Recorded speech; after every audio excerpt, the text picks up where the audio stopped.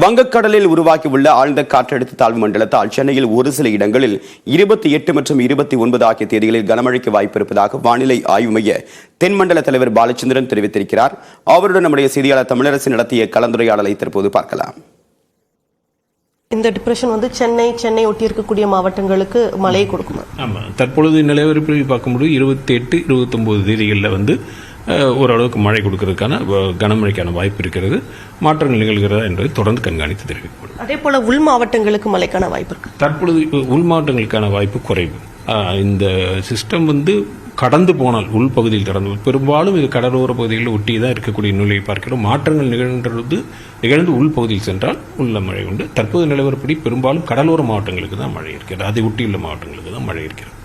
இப்போ இந்த புயல் ஏற்கனவே டெல்டா மாவட்டங்களில் இதற்கு முன்னாடி கஜா புயல் மிகப்பெரிய பாதிப்பை ஏற்படுத்துச்சு. இப்போ அதி கனமழைக்கு எச்சரிக்கை விடுத்திருக்கீங்க. இது எவ்வளவு சென்டிமீட்டர் மழைக்கு மேல இது பதிவாக வாய்ப்பு இருக்கு? குறிப்பாக ஒவ்வொரு இடத்திலும் அதாவது ரேஞ்சில் தான் நம்ம வச்சிருக்கிறோம். 6 to 12 சென்டிமீட்டர் கனமழை, 12 to 20 சென்டிமீட்டர் கனமழை, 20 சென்டிமீட்டருக்கு மேலே போனால் அதிக கனமழை.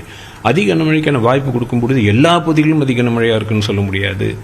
எல்லா இதுவும் இருக்கு. ஒவ்வொரு பகுதியில் ஓரிரு இடங்களில் அந்த மாதிரி அதிக கனமழைக்கான வாய்ப்பு இருக்கலாம். மற்றபடி மழைகள் பரவலாக சில அந்த ஒரு காற்றழுத்த மண்டலம் கிட்ட இறங்கும் பொழுது சில பகுதிகளில் மிதமான மழையாக இருக்கும், சில பகுதிகளில் சற்று பலத்த மழை இருக்கும், சில பகுதிகளில் அதிக மழையாக இருக்கும். எல்லாம் கலந்து ஒரு சூழ்நிலையாக இருக்கும்.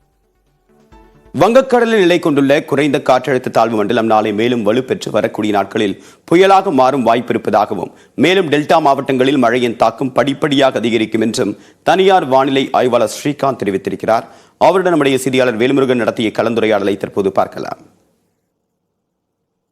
குறைந்த காற்றழுத்த தாழ்வு மண்டலம் எந்த அளவுக்கு தமிழகத்தில் மழை வரும், குறிப்பாக எந்தெந்த மாவட்டங்களுக்கு மழைக்கான வாய்ப்பு இருக்குது?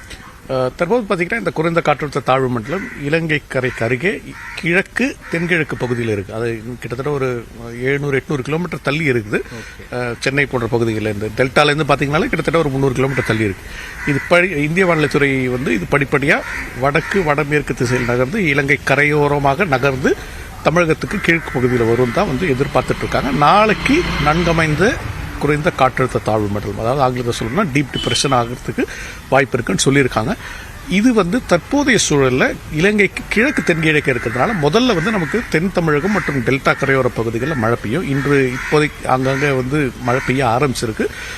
இன்று இரவு முதல் பரவலாக தெற்கு கடலோர பகுதிகள் மற்றும் டெல்டா மாவட்டங்களில் மழை எதிர்பார்க்கலாம். இந்த சலனம் மேலே வரும்போது கொஞ்சம் கொஞ்சமாக படிப்படியாக டெல்டா மற்றும் புதுவை போன்ற வடகடலோர தமிழக பகுதிகளில் மழை எதிர்பார்க்கலாம். குறிப்பாக இப்போ டெல்டானா நம்ம தஞ்சை மாவட்டம் இருக்குது, நாகப்பட்டினம், இந்த மாதிரி குறிப்பிட்டு அதிக அளவில் எந்த அளவுக்கு மழை இருக்கும் சார்? தற்போதைய சூழலில் பார்த்தீங்கன்னா இது இலங்கைக்கு கிழக்கு பகுதியில் இருக்குது. அதனால் அதிக மழைன்னு பார்த்தீங்கன்னா அது கடலோர பகுதியில் இருக்குது. அதாவது திருவாரூர், மயிலாடுதுறை, நாகப்பட்டினம் போன்ற கடலோர பகுதிகளில் கடலூர் வரைக்கும் இருக்குமா சார்? அது கீழே கடலூர் நமக்கு நாளைக்கு இரவுக்கு மேலே, மாலை இரவுக்கு மேலே வரும். அதாவது நான் சொன்ன மாதிரி இது கொஞ்சம் கொஞ்சமாக மேலே நகர மழையோட தாக்கமும் அதோடைய மேலே நகரும். அதாவது நம்ம அந்த சுழற்சி போது எப்படின்னா மேக குவியல்கள் சுழன்றிட்டே இருக்கும். அது மேலே நகரும் போது அந்த மேக குவியல்களும் அதோட மேலே நகரும். அந்த மேக குவியல் மேலே நகரும் போது நம்ம கடந்த 2 சலனங்களாகவே பார்த்துருக்குறோம். அதாவது முதல்ல கீழே இருக்கிறப்ப கீழ்ப்பகுதியில் மழை பெய்யும், மேலே வரும்போது படிப்படியாக மேல் பகுதியில் வரும். நம்ம பலமுறை சொல்லியிருக்கோம், ஒரு இடத்துக்கு கிழக்கு பகுதியில் ஒரு சலனம் வந்துருச்சுன்னா, சுழற்சி வந்துருச்சுன்னா அந்த பகுதியில் மழை குறைய ஆரம்பிச்சிடும். அதனால தான் நம்ம சென்னை குறைந்த காற்றழுத்த தாழ்வு பகுதி வந்தப்போ கூட சென்னைக்கு கிழக்கே வந்தப்புறம் மழை குறைஞ்சிரும் அப்படின்னு நம்ம சொன்னோம். ஸோ இது மாதிரி மேலே நகர படிப்படியாக கடலோர தமிழகத்தில் வடக்கு நோக்கி மழையின் தாக்கமும் அதிகரிக்கக்கூடும்.